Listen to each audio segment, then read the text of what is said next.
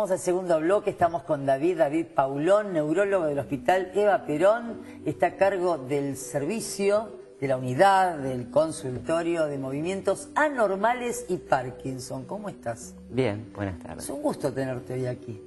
Gracias. Hemos invitado varias veces al doctor, pero no podíamos hacer que nos encontráramos en este programa. Pues sé que es un tema que nos piden mucho, el tema Parkinson. Y creo que la población que sabe y que tiene que aprender a saber cuáles son los síntomas. ¿Qué significa la palabra Parkinson, David? Parkinson es una enfermedad, vamos a empezar por ahí, ¿no es cierto? Que tiene muchos años ya de haber sido descripta y que te reúne una serie de síntomas, de signos. Cuando nosotros recién empezamos con este tema de la medicina, uno ve los textos viejos y ¿qué aparece? Que la enfermedad de Parkinson es una enfermedad fundamentalmente motora, ¿no es cierto? Con trastornos del movimiento, con temblor, dificultad para moverse y algún que otro síntoma más que no es del área motriz. Por ejemplo, ¿cuáles son otros de los síntomas que no sean de la parte motora? Claro, es un tema que se le está dando mucha trascendencia últimamente. ¿Por qué? Porque hace a la calidad de vida de los pacientes. Encontramos desde trastornos sensitivos, artralgias, mialgias, dolores, encontramos trastornos en el área del sueño muy importantes. Un tema central que es el deterioro cognitivo de altísima frecuencia. O sea, pérdida de la memoria, por ejemplo. Pérdida de la memoria, que es uno de los dominios de las funciones cognitivas, pérdidas de las funciones ejecutivas, pérdida de las funciones visoespaciales. Debemos aclarar que no todos los pacientes que tienen enfermedad de Parkinson diagnosticada siguen este triste camino. Estamos hablando de estadísticas, ¿no es cierto? ¿Es una enfermedad que puede tener un freno o es una enfermedad que avanza a pesar de la medicación? Siempre digo a mis pacientes que... tema duro. El tema duro, ¿no es cierto? Tenemos muchas dudas en el tema diagnóstico y no sabemos todavía curar la enfermedad de Parkinson. Y no sabemos detenerla tampoco, pero les digo a mi paciente, no es lo mismo un auto avanzando a 100 por hora que ir caminando. Entonces tenemos muchas opciones y buenas opciones y opciones racionales de tratamiento. ¿Cuál es la base del tema de la alteración a nivel motor? Que uno empieza a tener problemas para poder moverse, movilizarse. ¿Tiene que ver con algo físico? ¿Es algo psicológico? No, tiene que ver con algo físico, con algo orgánico, como acostumbramos llamar los médicos. En sus principios se describía la enfermedad de Parkinson como una falta de una sustancia en la base del cerebro. Es fundamentalmente eso, pero no es todo eso. Si bien falta una sustancia, bueno, que es la dopamina, que se genera en cierta parte del cerebro, y que cuando recién empezamos con medicina nos enseñaron que era práctica y únicamente esa zona deficitaria, con el tiempo se fue descubriendo que múltiples áreas del sistema nervioso central, o sea, otras áreas del cerebro, otras funciones están comprometidas. Es como que es una enfermedad que toma la generalidad del cerebro, más en unas zonas y más en la otra. Pero sigue siendo fundamentalmente el déficit de dopamina, que es donde apuntan los tratamientos. El paciente cuando empieza con estos síntomas, ¿qué es lo que más frecuentemente empieza a sentir, motivo por el cual consulta? Sabemos que cuando un paciente empieza con sus síntomas, la enfermedad comenzó entre 20 y 30 años antes de tener sus primeros síntomas. Y ¿Esto es sabido? O sea, eso es sabido, científicamente sabido. Y hacia ahí apunta gran parte de la investigación, ¿no?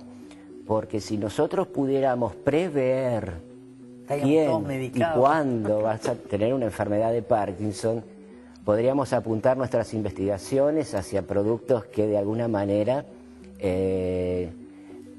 traten la enfermedad en esa etapa preclínica, o sea, antes de que aparezcan los síntomas. Esto es imposible, porque si no estaríamos... Hoy por hoy no es posible, pero... Si yo a un paciente me plantea que tiene temblores o que tiene, como decís vos, alteración en el movimiento, alteraciones cognitivas, esto es es de manera inmediata la consulta al neurólogo, me parece, ¿no es cierto? Sí. ¿Cómo es el inicio de este estudio y tratamiento en el paciente? De estudio, por lo menos. ¿Cómo llegas a la conclusión? El primer desafío es el diagnóstico. Una cosa es la enfermedad de Parkinson, que es una enfermedad definida, de la cual sabemos su patogenia, cómo se produce, no la sabemos en totalidad, pero sí conocemos, de la cual disponemos de tratamientos y que tienen una mayor o menor respuesta, pero los pacientes, por lo menos en los primeros años, mejoran. O sea que el primer desafío es el diagnóstico. ¿Y cómo lo haces el diagnóstico? ¿Con los síntomas nada más? Por los síntomas nada más. ¿Por qué? Porque nosotros en esta enfermedad no tenemos lo que llamamos un marcador. O sea, no tengo un análisis de sangre para decir esto me da alto, es Parkinson, claro, como podemos decirlo en otras patologías. Esto es glucemia alta en 2 medidas y tenemos una diabetes. Exacto. Acá no existe No esto. existe, no nos podemos guiar por la tomografía, no podemos recurrir a la resonancia. Si bien recurrimos es para descartar que no tenga otras enfermedades. Pero no hay un análisis o un estudio que nos diga este paciente tiene una enfermedad de Parkinson. Si bien hay líneas de investigación con estudios de PET, pero todavía son de índole experimental. Entonces sigue siendo fundamental el interrogatorio, el revisar al paciente, la evolución. ¿Por qué? Porque la enfermedad de Parkinson es una cosa y una enorme lista que tenemos que se llaman parkinsonismos, o sea, parecen, a veces son casi iguales que la enfermedad, pero no son. Y la importancia es que ellos o no responden o responden muy mal a los tratamientos. A cambio de la enfermedad de Parkinson, que sí responde a los tratamientos. ¿Responde al tratamiento? Responde al tratamiento, claro que responde. ¿Qué sucede a través del tiempo que se va modificando la medicación del paciente con Parkinson? Sucede que todas y cada una de las medicaciones que disponemos hoy por hoy, L-Dopa, agonistas dopaminérgicos, agonistas ergolínicos, no ergolínicos, con el paso del tiempo pierden eficacia. Ah. Pierden eficacia. Es verdad que también con el paso del tiempo la industria farmacéutica va aportando al mercado nuevos y muy buenos medicamentos. O sea, los que estamos haciendo hoy respecto al tratamiento de la enfermedad de Parkinson es sustancialmente distinto a lo que hacíamos hace 10 o 15 años atrás. Muy, muy distinto. Contame ahora, como para que el paciente se guíe y se oriente, ¿qué síntomas son los que tienen que llevar a la consulta al paciente? ¿Qué es lo que siente? Los 3 síntomas cardinales para poder consultar. El paciente, los síntomas fundamentales son el rigidez, o sea, no puede. Duro el paciente, se siente duro.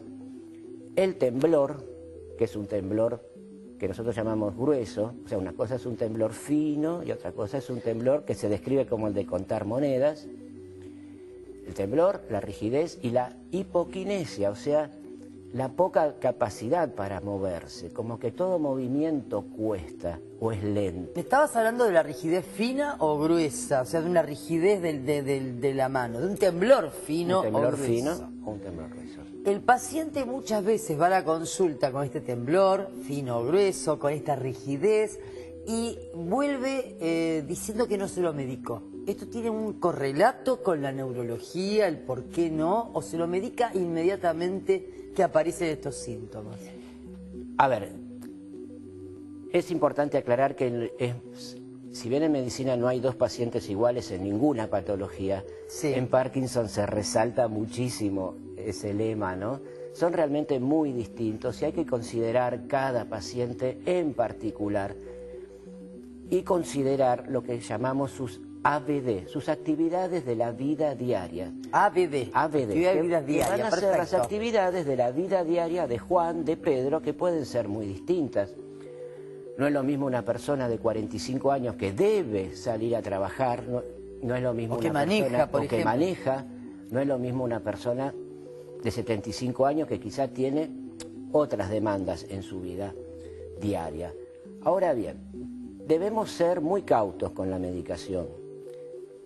En lo personal, muy tacaño con la medicación. Entonces, el motivo por el cual no le dan enseguida. El motivo por el cual no le damos enseguida no es mi idea, nuestra idea en general, lo que predomina en el consenso de neurólogos, quitarle todos los síntomas al paciente.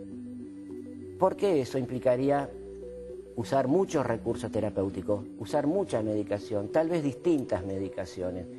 Sabemos muy bien que después de los 5, 6, 7 años, depende de cada paciente, esas medicaciones van a ir perdiendo su efecto. Entonces, reservemos siempre para el futuro del paciente. Este es el motivo por el cual... Somos muy cautos en cuanto a los apuros con dar medicación. Tiene que ver con la actividad de la vida diaria, quiere decir que yo tengo un paciente que no se moviliza por otra patología o porque no trabaja, yo puedo esperar hasta que ese temblor le produzca serias dificultades, por ejemplo, para tomar un vaso de agua. No, nunca la espera puede ser a costa de la invalidez. No, exacto, está bien. Hay un tiempo para cada cosa. Hay un tiempo para cada cosa y hay drogas que, si bien son menos potentes, sabemos que conviene darlas al inicio y reservar las drogas, tal vez como la L-Dopa, que es la más potente, la más conocida y la que más eficacia tiene.